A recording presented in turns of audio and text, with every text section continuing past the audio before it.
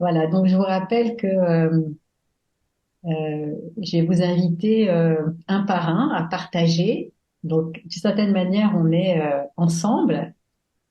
C'est voilà, on a ce soir des témoins, on va dire, de cette parole qu'on va poser, qui sera ensuite euh, postée sur le podcast La Voix qui guérit euh, dimanche, donc prochain épisode.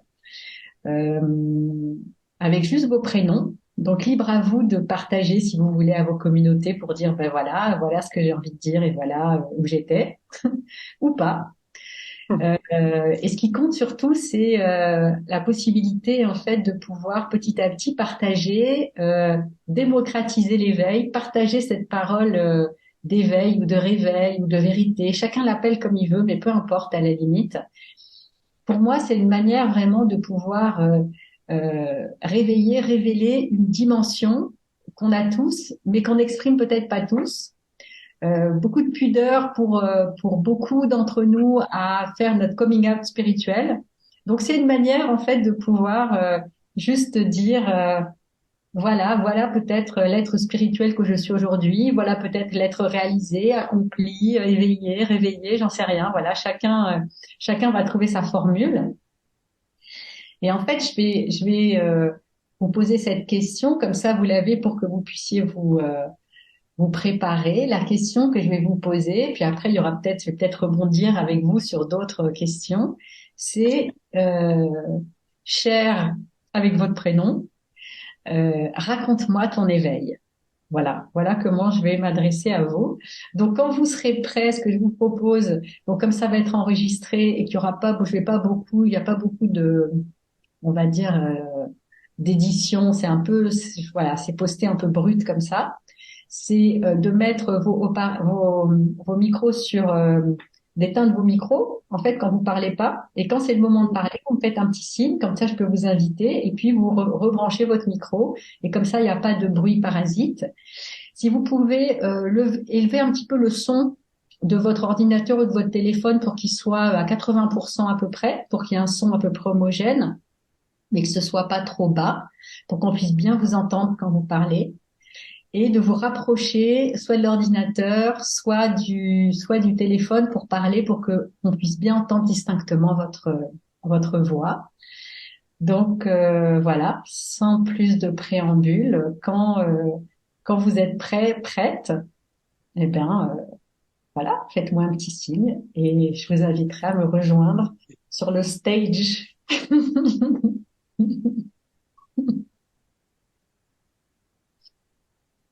En tout cas, moi, je suis prête et heureuse. Donc, je m'appelle Sandrine et le mot qui me vient pour définir mon éveil spirituel, c'est le mot lumière. La chercher et l'installer dans notre cœur. Voilà. Donc mon éveil a démarré, mon réveil plutôt a démarré lors du premier confinement qui a été le déclencheur. J'étais seule face à moi-même et retrouver du sens avec ces questions. Qui suis-je? Qu'est-ce que je veux être pour les autres et pour moi-même? Et j'avais une certitude, je savais ce que je ne voulais plus. J'ai eu une vie professionnelle bien remplie, à 100 à l'heure, toujours au contact de l'humain, de la part de mon ancien métier. Et pour moi, il était essentiel de revenir à l'essentiel, tant sur le plan personnel que professionnel. La quête d'aller mieux pour moi et les personnes qui m'entourent et ne plus être vide à l'intérieur. Hmm, Voilà. merci. Est-ce que tu peux, en fait, nous confier ce moment intime, intérieur, dans lequel tu as vraiment ressenti cette bascule? Est-ce qu'il y a un moment qui te vient qui est voilà, dans le contexte que tu viens de poser? Est-ce qu'il y a Oui. eu un moment particulier et qu'est-ce qui s'est passé d'intime pour toi dans ce moment particulier? Oui. Eh bien, toujours pendant le confinement, j'ai commencé à pratiquer le yoga Kundalini. qui a été le début de ce chemin. Ensuite, j'ai fait le parcours MAT, qui est méditation active de transformation avec Laurence, qui nous a apporté des enseignements comme des méditations, des prières, des exercices d'autocompassion, des body scans, donc se réapproprier son corps, et tout cela sur plusieurs mois. J'ai lu également des ouvrages et me suis nourrie de podcasts. Je me suis formée à la numérologie stratégique et ça a été un déclic dans ma vie professionnelle. Je me suis sentie à ma place. Ce sont les enseignements de Laurence qui ont tout changé dans ma vie à ce moment-là. Cela m'a apporté ancrage, enlevé mes peurs. J'ai retrouvé un amour inconditionnel, la joie de vivre, un autre regard sur le monde, sur l'humain et la nature, et de la gratitude chaque jour, et de profiter également, de retrouver le moment présent. Voilà. Et cela m'a aidé aussi à prendre du recul sur les événements extérieurs. Voilà. Voilà. Merci. Merci. Mm. Et quand tu dis retrouver l'amour inconditionnel, ça veut dire que tu avais eu plutôt cette expérience de connexion. C'est quelque chose que tu avais déjà dans ton enfance. Oui, oui. À l'âge de 18 ans, j'étais déjà, je m'étais posé ces questions-là. Qui suis-je? Où je vais? Voilà. Et j'étais très attirée par l'astrologie, enfin connaître le grand tout, qu'est-ce qui se passe autour de nous.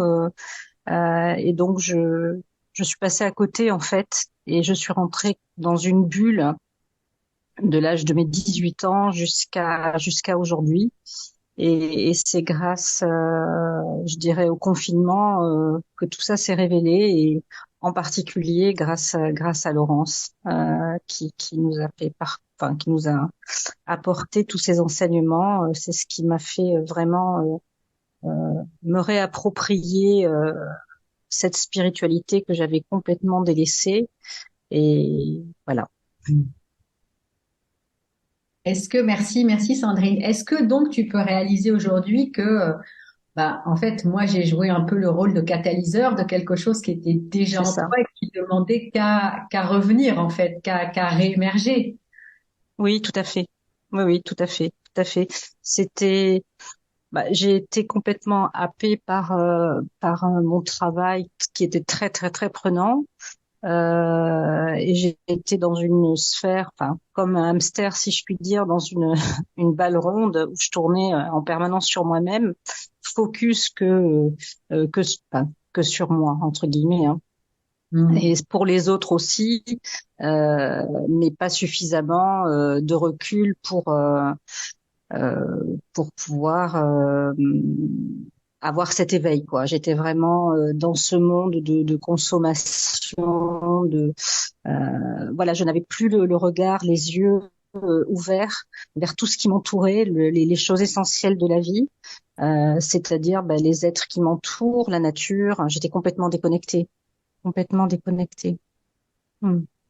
Je te remercie pour ce témoignage parce que c'est tellement, ça arrive à tellement d'entre nous, en fait, d'avoir cette connexion initiale à la nature, au divin, à l'émerveillement, à quelque chose d'un peu magique qu'on peut sentir comme ça, et à cette intuition même, parfois même des talents et des dons qui sont en nous, de bloquer complètement ça, de, de, de mettre tout ça de côté à un moment de notre vie, pendant un certain nombre d'années, et puis à un moment, l'occasion que ça réémerge, que ça revienne.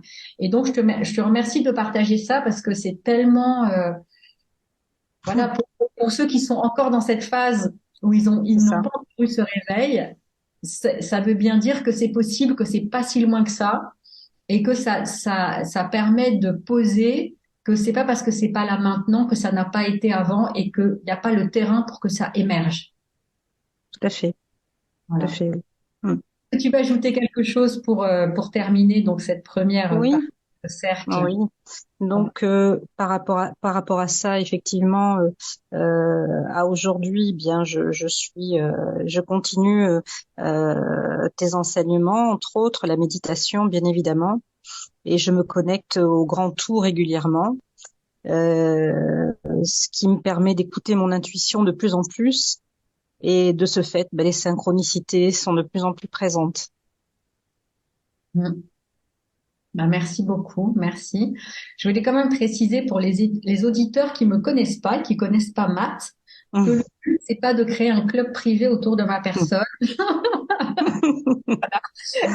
Donc, il y a certaines personnes qui me suivent depuis quelques années, qui me connaissent bien.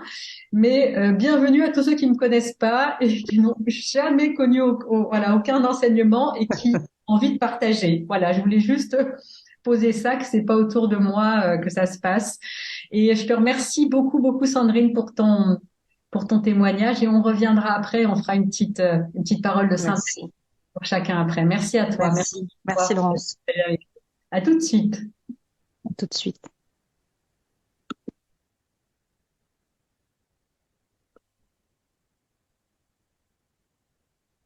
Oui.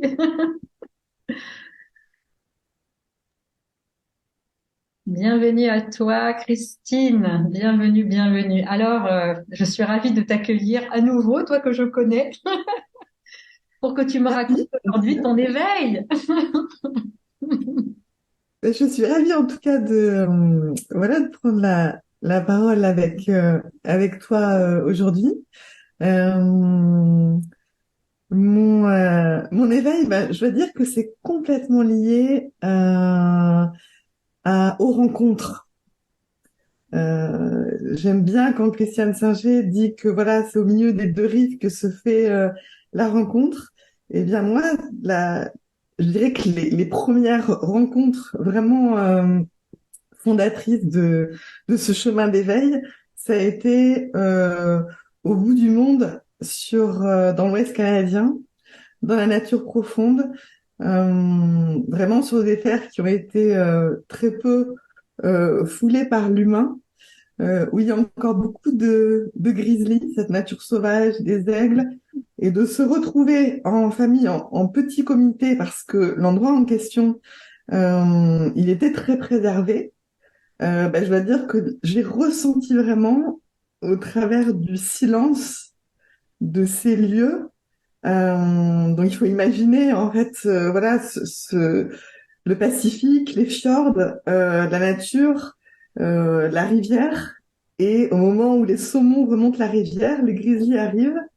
Et là, en fait, on était en observation. Et dans ce silence, moi, j'ai vraiment ressenti cette connexion au vivant, enfin, vraiment ça m'a reconnecté profondément à ma nature. C'était vraiment, c'est indicible, mais c'était vraiment oui, cette connexion au vivant, dans toutes les cellules. Euh, Ça a été vraiment enfin, oui, comme une révélation, qu'il y a vraiment cette présence dans l'absence. J'aime bien cette définition de la lune noire de Jean Carteret, mais c'était vraiment ça, c'est cette présence de quelque chose de plus grand, dans l'absence au niveau de la vision des choses, mais vraiment là. Et voilà, c'est vraiment ce moment-là, dans l'Ouest canadien, près de Vancouver, au plus près des animaux sauvages que j'adore. Et puis après, en déroulant le fil, eh bien, on est revenu dans ces endroits-là. Et puis, là, je reviens de Nouvelle-Zélande. Et c'est vrai que quand je revois tous ces lieux de rencontre, vraiment avec la nature, mais aussi ma nature, c'est vraiment des endroits où il y a eu des peuples premiers, en fait. Que ce soit l'Ouest canadien, que ce soit aussi le nord de la Norvège ou la Nouvelle-Zélande, il y a peu de monde et du coup ça laisse la place, ça laisse de la place, de l'espace. Et peut-être que c'est dans cet espace peu investi que moi je me retrouve. Oui, et quand je t'entends, je dirais paradoxalement peu investi, c'est-à-dire peu investi par l'homme, mais très investi par l'esprit. Exactement. C'est la nature est habitée par l'esprit et cette nature, elle te ramène à ta nature, si j'entends bien, en fait. Exactement. Exactement. C'est ça. Et l'esprit, euh, l'esprit des lieux, l'esprit de la nature, l'esprit des animaux, c'est vraiment très présent. C'est ça me reconnecte du coup à cet éveil, mais aussi à mes plus grandes peurs, parce que dans ces lieux, c'est des lieux qui sont initiatiques. Ouais. Et justement, une année, on est allé plusieurs années dans l'Ouest canadien, mais une année, j'ai failli mourir en fait en, en, en tombant en fait dans les escaliers d'une cabane en bois. Je n'ai rien eu et ça a néanmoins là aussi été un déclencheur de me dire, à partir de ce jour-là, eh bien, voilà, ma vie, elle a vraiment de la valeur. Honorer la nature, honorer sa nature, c'est vraiment ça pour moi qui est important. Et j'ai fait des choix au service de ce pourquoi j'étais vraiment venue m'incarner dans ce monde. C'est C'est beau. ça- autant te dire que j'ai décidé de faire ce que j'avais vraiment envie de faire. Et oui, c'est ça. C'est vrai que cette chute, finalement, elle t'a élevé. Ouais, exactement, exactement. Et ce qui était dingue, c'est qu'on était en fait dans une cabane en bois qui avait été faite on était sur des terres amérindiennes et il y avait un grand totem à l'intérieur. J'ai confondu d'ailleurs le haut et le bas et je suis tombée dans l'escalier parce que je pensais que voilà, j'étais en bas et en fait dans la nuit, j'ai confondu le haut et le bas. Tu vois, j'ai confondu le haut et le bas en fait. C'est comme ça. Waouh, c'est Ouais, fort. Ouais. ouais. Et, ouais, ça a été vraiment là aussi, tu vois, quand j'en parle, ça a été une étape aussi de passage, quoi. Passage finalement, en fait, entre ce qui est en haut et ce qui est en bas, en fait. Ouais. C'est Ça me profond, donne c'est des profond de frissons. recevoir cette parole. Elle est, ouais, ça me touche et c'est, ouais, de confondre le haut et le bas et de tomber parce qu'on n'a pas vu en fait qu'il y avait un dénivelé. Ouais, C'est ouais, incroyable. ouais. Dans les jours qui ont suivi, comment ça s'est incarné en toi du coup parce que ça a été progressif. J'imagine qu'il y a Ouais. eu une forme de digestion je sais pas comment ça s'est passé en fait dans les jours qui ont suivi, comment ça s'est installé en toi. En fait, on faisait un road trip justement dans l'Ouest canadien et c'est comme si j'ouvrais les yeux en fait sur tout ce qu'on allait découvrir d'une autre façon. C'est comme si, voilà, il y avait comme des filtres ou quelque chose en fait qui n'était plus là et qui rendait du coup la vision plus claire, plus de clarté, plus de clarté, plus de présence aussi, plus de, plus de présence. Mm. Et il y a eu des signes aussi sur le chemin après. Notamment ce qu'ils appellent ces réserves amérindiennes, mais de totems, etc. J'avais l'impression en fait que voilà, il y avait aussi des esprits qui étaient très présents. Et ça a aussi révélé ma connexion, ça a ouvert une connexion. Et si aujourd'hui, tu vois, je pratique l'astrologie, la numérologie, en plus d'autres pratiques de thérapeute ou de coaching, je crois qu'aussi ça a ouvert un canal. J'entendais déjà des petites voix. Tu vois, mais je pensais que tout le monde entendait tu vois, sa petite voix quand j'étais jeune. Mais je me dis que non, tout le monde n'a pas forcément des informations qui descendent.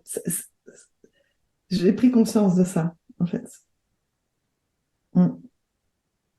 Et Christine, la deuxième question que je voudrais te poser, c'est est-ce que du coup, bah, les personnes avec qui tu étais se sont rendues compte du changement? Est-ce qu'il y a eu est-ce qu'elles t'ont questionné? Est-ce que c'était une expérience intérieure ou est-ce que ça pouvait se traduire aussi à l'extérieur et est-ce que les autres ont remarqué ou pas?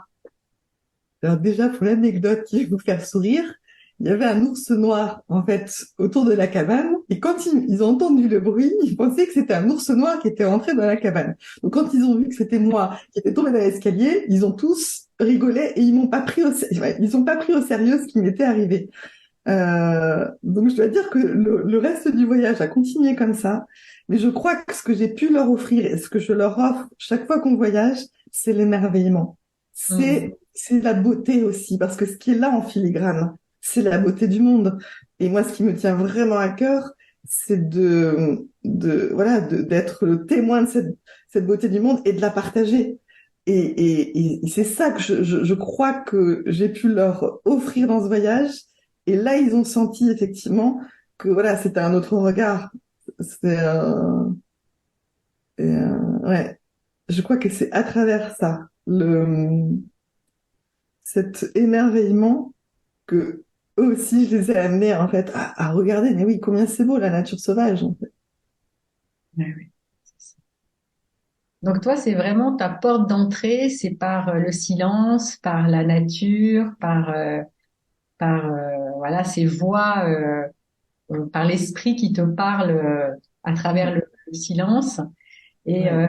est-ce qu'il y a eu d'autres moments que ces moments où tu étais immergé dans la nature qui ont d'autres circonstances ou d'autres environnements qui ont pu par la suite déclencher en fait ce rappel ou cette ouverture ou voilà, ou peut-être dans ton quotidien, je sais pas, est-ce qu'il y a eu, j'imagine, de nombreux moments en fait d'ouverture. Après, en fait, enfin, quand on est sur ce chemin, je disais au départ que c'est des rencontres, donc rencontres avec la nature, mais aussi les belles rencontres de la vie. Et les belles rencontres de la vie, à ce moment-là de mon chemin, bah, ça a été toi, Laurence, toi, Odile, Dina Scherer aussi. En fait, toutes ces voix singulières, ces voix féminines aussi, qui portent aussi cet éveil, ce regard, cette ouverture, qui répondent aussi j'aime bien parler de nos life calls, tu vois, qui proches de ça, de cet appel. Donc oui, l'appel de la nature, mais l'appel aussi de la rencontre. Et sur le chemin, les belles rencontres. C'est pour moi la vie de toute façon, c'est quand on est sur son chemin, on fait les rencontres qui vont nous permettre d'ouvrir d'autres portes. Et et ça a été ça avec toi aussi. Et je te remercie. Et, et puis, la dernière chose que je peux aussi dire, ma mère a failli mourir d'une rupture d'anévrisme. Elle m'avait appelé un soir et elle est plutôt très croyante. Alors, pas grenouille de bénitier, mais elle a la foi. En fait, on peut dire qu'elle a la foi. Et donc, elle m'avait appelé pour me dire au revoir. C'était fini, en fait. Et puis, elle a été opérée et elle est revenue. Et à ce moment-là, elle me disait, enfin, quand elle est revenue, elle était entre deux. Et elle disait, ah là là, qu'est-ce que ça m'a fait du bien quand j'ai ressenti voilà, vraiment elle parlait des cailloux, des cailloux. Je me disais, ma mince, elle va revenir un petit peu, avec une part de son esprit en moins. Et puis, au fil des jours, elle est revenue. Et en fait, elle était hospitalière à Lourdes pendant 20 ans. Et ça, en fait, ça m'a marqué parce que, bon, elle dit qu'elle est miraculée, mais après, voilà, chacun a sa croyance. Mais là, j'ai touché vraiment, et elle m'a dit, mais je suis revenue parce que j'ai senti que ton père et ta sœur n'étaient pas prêts. Et, Hmm.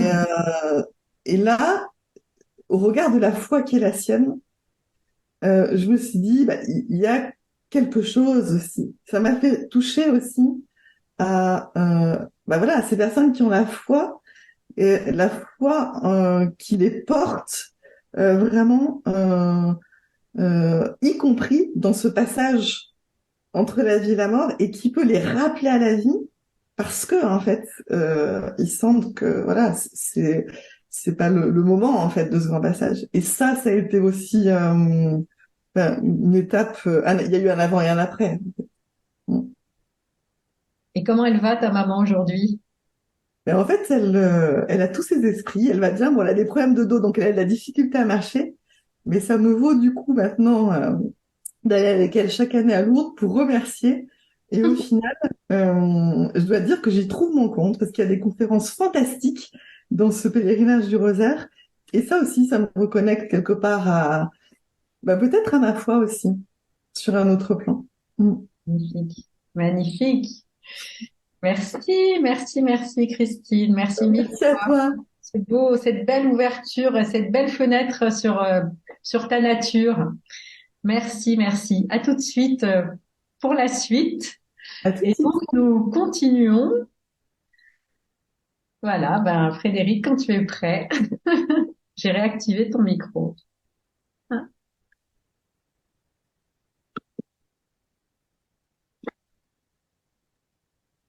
Voilà. Est-ce que vous m'entendez? Oui, Alors, bienvenue, Frédéric. merci, je suis Frédéric, je suis la voix masculine de cette session. Comment il y en a Merci. une à chaque fois? Ouf! Ouf. Merci en tout cas, Laurence, de nous laisser cet espace, en fait, ce temps et à la fois cet espace pour parler d'éveil ou de spiritualité au sens large. Pour moi, l'éveil, je pense, c'est un chemin, en fait, c'est un chemin fait d'expériences, euh, d'expériences, de rencontres, comme dit Christine, mais je dirais d'expériences qui sont sur ce chemin des étapes.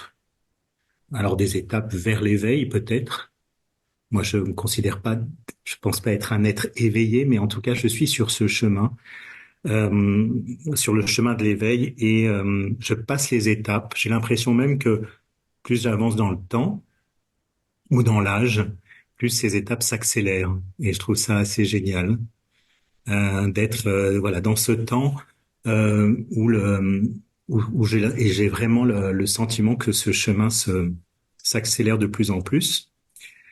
Je vous parle d'expérience parce que j'ai eu plusieurs occasions en fait de me retrouver dans un état d'être que je ne connaissais pas, un état d'être qui n'était pas celui du quotidien, un état d'être qui me faisait toucher quelque chose qui était de l'ordre à la fois de l'amour et du bonheur. Et à cette époque, je pense que ce dont je me rappelle de ma première expérience, euh, j'allais dire voilà, de bonheur et d'amour, je devais avoir 20 ans, j'étais sur le pont des Arts à Paris une nuit, un soir de neige. Et je ne sais pas pourquoi, je me suis arrêté. Je peux pas dire que j'étais en émerveillement de Paris, qui était sublime aussi, mais j'ai ressenti, je ne sais pas pourquoi, un bonheur immense, mais je pouvais pas expliquer. Puis j'ai eu à plusieurs reprises, sans rentrer dans le détail, des petits moments comme ça, mais très anodins dans la rue, tout d'un coup de m'arrêter, de ressentir quelque chose d'assez étrange, mais de tellement bon, en fait, euh, que je n'arrivais même pas à trouver des mots. Et puis, expérience passant, euh, alors moi j'ai fait le programme MBSR avec Laurence en 2019, je crois. Non, en 2009, pardon. Donc ça fait une quinzaine d'années. Et c'est là que j'ai pris conscience en fait de ce que je pouvais toucher, qui n'était pas moi, qui n'était pas ce que je connaissais, mais qui me dépassait, quelque chose qui était au-delà de moi. Je ne pouvais pas donner de nom non plus, mais c'est avec la méditation de pleine conscience que je suis voilà passé dans cette dimension. On peut parler de connexion. Je sais même pas quel est le bon mot. Je peux juste partager avec vous deux ou trois expériences assez marquantes. Une première, c'est qu'après une retraite bouddhiste, quelques jours après, je me suis retrouvé chez moi. C'était un après-midi. J'étais allongé sur mon canapé, mais je ne dormais pas. Je savais très bien que je n'étais pas en somnolence, mais j'étais en repos. Et puis j'ai eu une sorte d'image très très bizarre, une image que j'aurais même du mal à vous décrire d'une sorte de paysage.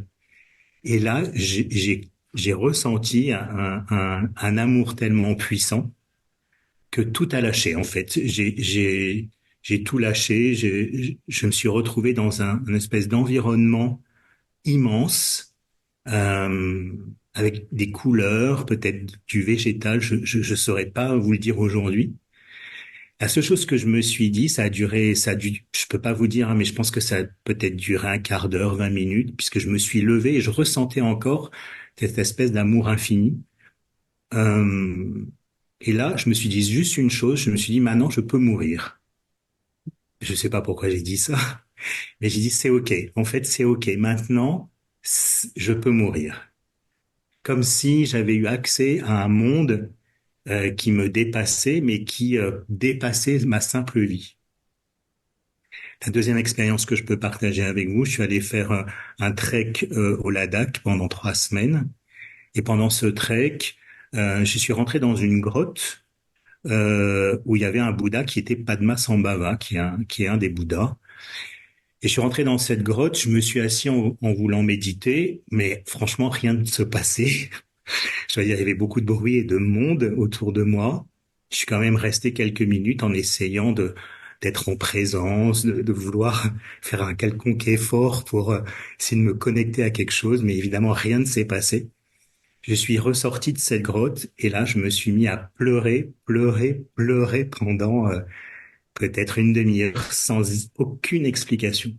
Aucune explication. J'ai pleuré. J'avais d'autres amis autour de moi qui étaient avec moi dans ce trek qui n'ont évidemment rien compris pourquoi je pleurais. Et moi-même, je ne savais pas pourquoi je pleurais. Puis ça s'est arrêté et puis voilà, j'ai repris ma marche. Et en fait, ces expériences, il y en a eu d'autres au travers notamment d'une séance d'hypnose. Voilà, où j'ai aussi touché quelque chose de très particulier. Tout ça pour en fait me dire, en tout cas me dire ou ressentir que je pouvais être en lien avec quelque chose qui était évidemment beaucoup plus grand que moi, euh, beaucoup plus beaucoup plus puissant aussi que moi. Et cette connexion, en fait, je la ressens aussi parce qu'aujourd'hui, depuis 7 ans maintenant, je fais de l'accompagnement, du coaching de cadres et dirigeants d'entreprise. Et je suis complètement à ma place dans cette activité, d'autant que, en fait, quand je suis en séance de coaching, je suis évidemment dans une écoute attentive et bienveillante, mais les mots qui me viennent, ou les questions que je pose, ou les métaphores que je propose à mes coachés, à mes clients, j'ai l'impression ne viennent pas de moi. C'est-à-dire que je suis pas dans l'analyse, je suis pas dans l'interprétation. Tout d'un coup, j'ai des mots qui sortent, j'ai des images qui me viennent et je les partage. Mais j'ai pas l'impression que ça vient de moi. Alors c'est là où j'en suis en fait aujourd'hui dans quelque chose de très récent parce que j'ai fait un burn-out, je pense à un petit burn-out au printemps dernier. Et, euh, et en fait, ce burn-out a été vraiment déclencheur d'une transformation très profonde pour moi sur en fait sur ce chemin d'éveil qui me fait toucher cet aspect de la spiritualité qui est peut-être proche de la foi, ça je ne sais pas, qui n'a pas de caractère religieux, mais qui me fait abandonner ou lâcher ma vie au sens personnel ou ou égocentré. Pour être un peu plus clair, en fait, je suis passé de ma vie à être dans la vie et être la vie. C'est-à-dire que le burn-out m'a fait complètement lâcher tout ce qui pouvait en fait se rapporter à moi, à ma vie. Je saurais même pas vous dire maintenant, aujourd'hui même, vous parler de ma vie, et je peux vous parler de ce que je suis dans la vie ou ou quelle est ma contribution, quelque part aussi infime soit-elle, à la vie. C'est quelque chose qui me dépasse, en fait, qui me ramène euh, à quelque chose d'assez infini et d'illimité. Je dis, mais je suis pas le premier à l'avoir dit, hein, je sais plus qui a dit, l'avenir de l'humanité sera spirituel ou ne sera pas. C'est-à-dire où l'humanité ne sera pas. Si elle n'est pas spirituelle, elle n'existera plus. Et je suis confiant dans cette idée, et c'est pour ça que ce type d'exercice, ou en tout cas de parole, d'espace, me semble indispensable aujourd'hui pour rendre l'humanité spirituelle. Et l'humanité spirituelle aujourd'hui, pour moi, elle est très très simple. Je pense que l'espèce humaine est sans doute aujourd'hui la moins spirituelle de toutes les espèces vivantes. À titre d'anecdote, c'est pour ça que je me compare souvent. Je sais pas, je me compare. Je prends l'exemple de l'arbre. L'arbre, il n'a pas de vie à propre à lui. L'arbre, il est à la fois la vie et il est dans la vie. Et ce qui est intéressant, c'est quand l'arbre meurt, il se décompose et sa décomposition se remet dans le sol. Et donc, il reste toujours dans la vie et il reste la vie. L'arbre n'a pas de vie. Et je pense qu'il y a beaucoup d'espèces vivantes, d'animaux qui n'ont pas cette forme de mental qui fait que nous, êtres humains, nous parlons de notre vie comme étant quelque chose qui nous appartient. Mm.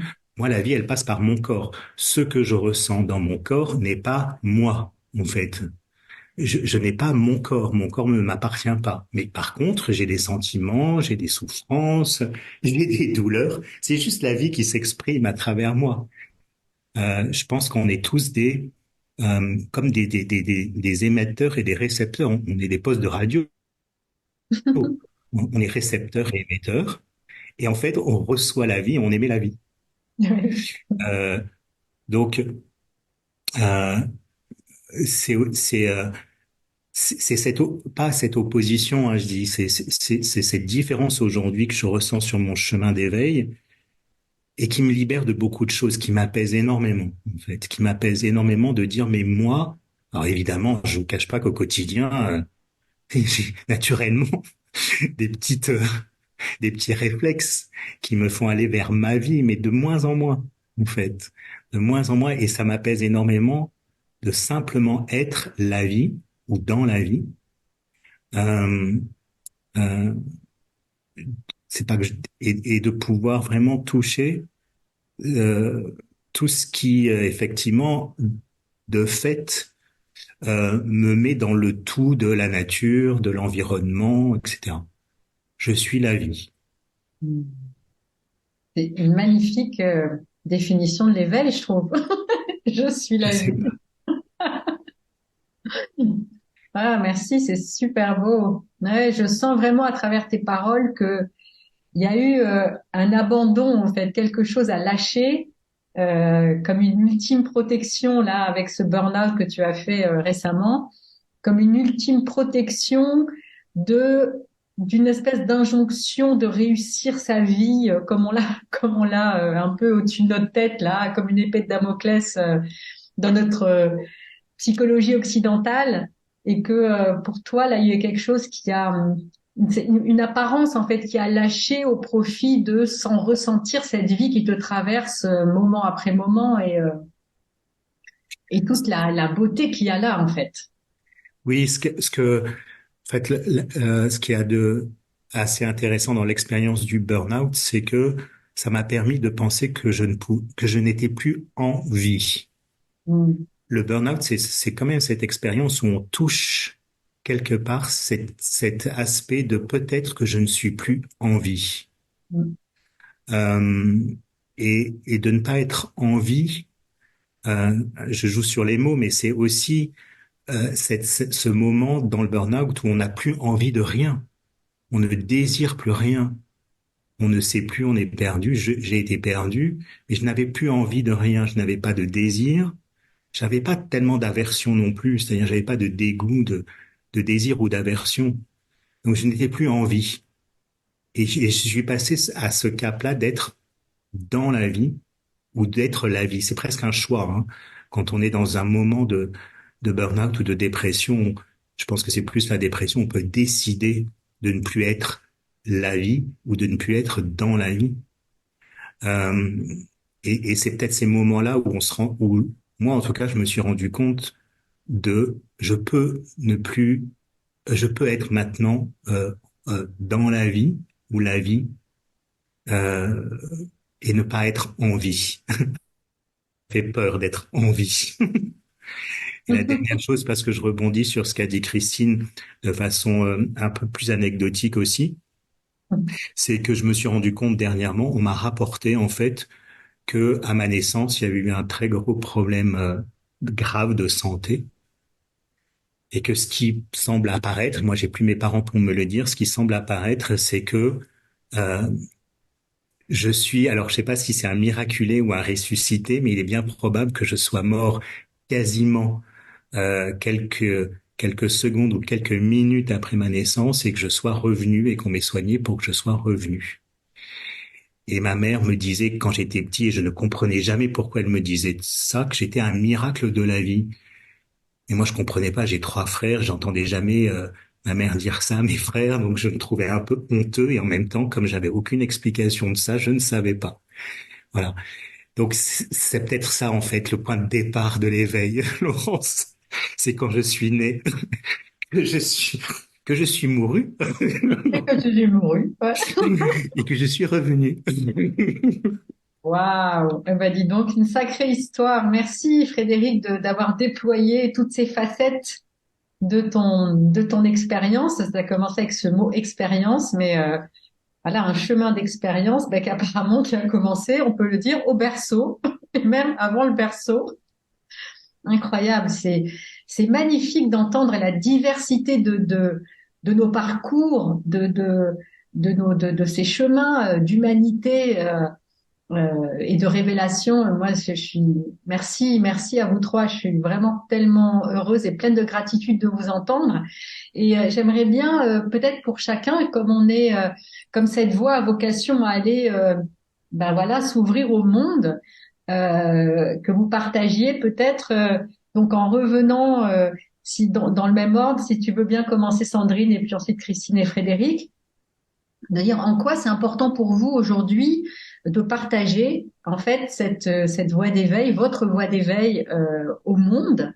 Et qu'est-ce que vous avez envie de dire à ceux qui vont vous écouter pour les encourager d'une certaine manière ou je sais pas, ou leur tendre la main en fait, si par hasard ils étaient un peu impressionnés ou plein de questionnements ou de timidité par rapport à cet espace d'éveil ou de réveil.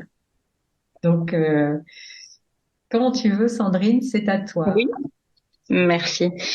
Eh bien, moi, ce que j'ai envie de dire pour conclure, j'invite toutes les personnes, si elles doutent à aujourd'hui, de garder la foi, de se connecter à la source et au grand tout le plus souvent possible. C'est ce qui a été mon cas. Bien sûr, je parle de mon expérience, puisque notre âme sait et elle connaît. Écouter aussi son intuition. Il y a des livres là-dessus, il y a des choses intéressantes. Si les gens ne savent pas par où commencer, donc écoutez cette voix qui est en nous. Et comme disait Christine, ce mot d'émerveillement. C'est ce que je reçois aujourd'hui tous les jours. Je me reconnecte le plus possible à la nature, à tout ce qui nous entoure, les animaux, l'humain, enfin, de s'émerveiller de choses au quotidien, voilà, de tout ce qu'il y a autour de nous. Également se déconnecter aussi le plus souvent possible de son mental qui nous fait perdre souvent malheureusement notre écoute par rapport à notre cœur, car l'intelligence du cœur, c'est l'intelligence de l'âme pour moi. Ne pas se sentir jugé aussi quand on parle de spiritualité et oser en parler pour contribuer au changement, ça c'est important. que l'humanité aussi remette le cœur au centre de tout pour ne faire qu'un, puisque tout est amour à mon sens. Voilà ce que j'ai envie de partager à ceux qui nous écouteront, et également, même si mon expérience ne sert qu'à une seule personne, ce serait une grande satisfaction pour moi, et voilà, j'en serais ravie. Même un tout petit peu, c'est déjà un grand pas, et voilà, il y a des personnes qui sont là pour nous tendre la main si on ne sait pas par où commencer ou si on sent des choses. Voilà ce que je voulais dire par rapport à ça. Et je voulais te remercier, Laurence, pour nous avoir donné cet espace de parole. Et je souhaite une longue vie à la voix qui guérit. Voilà, Merci. merci. Merci mille fois, Sandrine. J'ai quand même une dernière question pour toi. Oui. Comment toi tu fais pour te connecter au grand tout? Raconte-moi le grand tout. Je veux tout savoir. Eh bien, écoute, j'ai mon espace personnel. Voilà, j'ai des rituels avec des bougies, des pierres. J'ai des mantras, et il y a quelque chose d'incroyable. Justement, avant de commencer la séance, parce que j'ai quelques mantras avec moi, et j'ai parlé de lumière au tout début, et je parlais de synchronicité aussi dans mon discours, et j'ai tiré un mantra qui signifiait, donc avant que l'on commence notre podcast, l'énergie féminine, et il est noté: il facilite les rêves lucides et la réception des visions, des messages de l'univers et d'autres dimensions. Voilà, donc j'ai trouvé ça assez amusant de tirer ça juste avant. Voilà, donc je me connecte effectivement à mon espace, et je m'ancre à travers des méditations. Euh, voilà, et je, je suis vraiment à l'intérieur de moi-même, à l'écoute, je fais le vide, et voilà. Ouais. Ça s'entend très bien quand tu parles, en fait, que tu es à l'aise dans ce dialogue intérieur. C'est ta manière d'en parler est c'est une manière très chaleureuse, très proche. C'est très cocooning, en fait. On sent que ce dialogue intérieur, il est chaleureux, il est cosy, et que tu as pu vraiment installer ça en toi, en fait, de manière très intime. Voilà, c'est ce que je ressens là à travers tes paroles. Je sens cette atmosphère quand tu parles. C'est ça. Très agréable. Exactement. Exactement, Laurence. Ouais, Voilà. magnifique. Merci beaucoup. Merci Sandrine. Merci mille fois. Merci. Merci d'avoir partagé ta voix qui guérit sur la voix qui guérit. Merci à toi, Laurence. Merci aussi aux personnes qui étaient avec moi.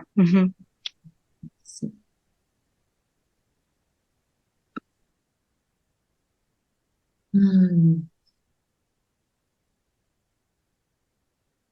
Donc moi, ce que j'ai envie voilà, de partager, c'est vraiment d'inviter tous ceux qui nous écoutent à ouvrir les yeux sur la beauté du monde. Mais quand je parle de la beauté du monde, évidemment, quand je parle de ces grands espaces au bout du monde, il peut y avoir une part d'inaccessible. Mais je vais vraiment donner cette anecdote pour parler de la beauté qui m'a vraiment touchée au plus profond. Et c'était vraiment une grâce. Pendant le confinement, ici dans le sud-ouest, on sortait en fait quotidiennement notre chien, notre bouvier bernois, et dans un champ plein de fleurs, parce que c'était au printemps, hein, le confinement, on croise une personne et je n'ai jamais vu quelqu'un d'aussi laid. Vraiment, sa figure était déformée, c'était difficile de soutenir son regard. Et il avait aussi un chien, donc la rencontre s'est faite autour de l'animal. Il a ramassé des fleurs, c'était des fleurs des champs, et il nous a dit, regardez comme c'est beau.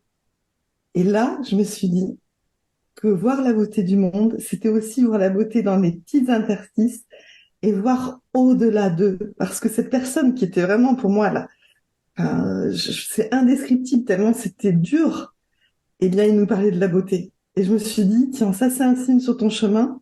En fait, aussi, de voir la beauté dans le quotidien et de voir aussi voilà, d'ouvrir les yeux. Et on n'a pas besoin d'aller au bout du monde. C'est ça que j'ai envie aussi de dire pour se connecter à la beauté qui pour moi est l'expression même de la perfection de la vie et de cette énergie là de l'au-delà, de la source en fait. C'est ça que j'ai envie de partager. Et puis te dire merci.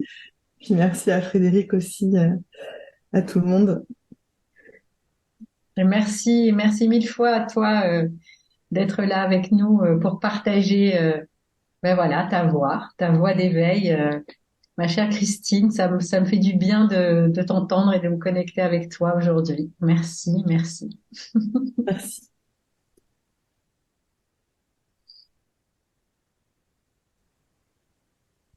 Euh, Ce que j'ai envie peut-être de partager, c'est assez simple. J'invite le plus grand nombre de personnes à revendiquer leur dimension spirituelle et à la crier. C'est pour ça que la voix qui guérit est une voix qui va porter très loin le cri au sens positif du terme, hein, le cri de la spiritualité, de la dimension spirituelle que nous avons chacun. Moi, je voudrais partager que par mon expérience, c'est très très simple. Il n'y a pas besoin de temps, j'allais dire, d'effort pour atteindre cette dimension-là, euh, parce que tous les sujets aujourd'hui qui occupent notre planète et notre société sont le plus souvent des combats, des revendications, et que la seule revendication que nous, êtres humains, pouvons avoir, c'est justement de revendiquer notre spiritualité. Et c'est pour ça que je trouve assez simple cette petite phrase qui est je suis la vie ou je suis dans la vie, parce que lorsqu'on prend conscience de ce que nous sommes en tant qu'espèce, comme un élément d'un écosystème qui est la vie et rien d'autre, on peut lâcher tout le reste en fait. Tous les combats n'ont plus lieu d'être. Euh, Être chacun d'entre nous la vie ou dans la vie, évidemment, va à l'encontre de tout ce qui peut détruire la vie. Donc, je vais pas rentrer dans ça, mais j'ai une position assez radicale sur les sujets qui occupent aujourd'hui notre monde et notre société, le préservement de la planète, l'environnement, les guerres. Euh, le sujet pour moi n'est plus à ce niveau-là, en fait. Le sujet n'est pas tant de savoir s'il faut préserver la planète. Le sujet est nous, espèces humaines, si on veut préserver notre espèce, eh bien, il suffit tout simplement de pouvoir se positionner dans un écosystème qu'est la vie et rien d'autre. C'est extrêmement simple. Peut-être comme l'arbre ou comme la fleur ou comme une espèce animale. Euh, c'est c'est très simple. Il n'y a pas à se prendre la tête en fait sur l'éveil et la spiritualité. C'est la vie. J'adore ta conclusion, Frédéric. Vraiment, merci.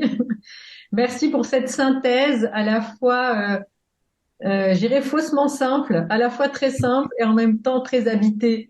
En fait, voilà, c'est une simplicité d'une grande profondeur et d'une grande richesse et donc je te connais bien aussi et je connais voilà je ressens tout ce qu'il y a derrière en fait quand tu dis cette simple phrase mais voilà de manière très habitée, pleine d'expérience et voilà, pleine de joie, pleine de peine, pleine de ton authenticité, de ton, voilà, vraiment de tout ce que tu mets, de tout ce que tu mets dans la vie, justement. Voilà. Donc, je sens en t'écoutant que la vie, en fait, elle s'enrichit aussi du passage qu'elle fait à travers nous. Voilà. Donc, donc c'est donnant. Mais c'est tout à fait ça. Et merci à Christine et Sandrine et merci Laurence parce que cette expérience de la voix qui guérit, avec Christine et Sandrine notamment, c'est ça aussi en fait. C'est l'expérience d'être la vie et de pouvoir au-delà de ce au-delà de ce qu'on est dans notre histoire, avec toutes nos croyances et nos injonctions, c'est d'avoir cette ouverture à la vie qui nous permet partager ce qu'on vient de partager entre nous quatre, et donc de s'émerveiller, en effet. Voilà. Merci beaucoup.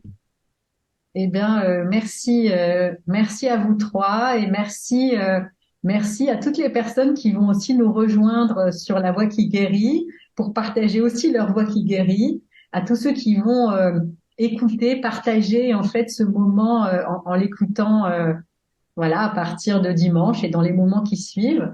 Je voulais juste ponctuer en fait et terminer, conclure cette voilà, cette rencontre d'aujourd'hui pour dire qu'aujourd'hui, on est le 8 décembre, que c'est le jour de l'Immaculée Conception, que c'est quand même une journée pleine de lumière, en fait, du féminin sacré dont tu parlais, Sandrine, tout à l'heure, quand même. Ce moment, en fait, de ce miracle qui, au-delà, en fait, de ça existait ou pas, c'est comme ça ou pas, mais du symbole. En fait, que nous, humains, on peut être, on va dire, on peut recevoir l'esprit en nous, le faire grandir en nous et donner des fruits, et que nous-mêmes, on est un fruit divin d'une certaine manière, et qu'en plus de cette lumière du féminin, on est aussi dans le deuxième jour de la fête de Hanouka, qui est aussi la fête des lumières dans la tradition juive, et qu'on est là vraiment baigné aujourd'hui en ce 8 décembre 2023 de toute cette lumière.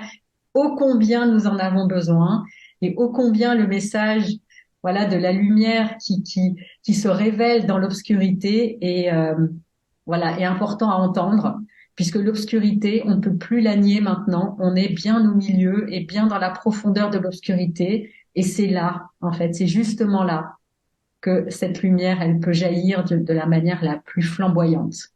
Donc, restons connectés à la lumière et n'ayons pas peur de l'obscurité, elle est révélatrice. Elle est là pour révéler le meilleur de nous-mêmes. Donc, plein de souhaits, plein de bonheur à vous tous qui êtes là, qui nous écoutez, et longue vie à La Voix qui guérit. Merci.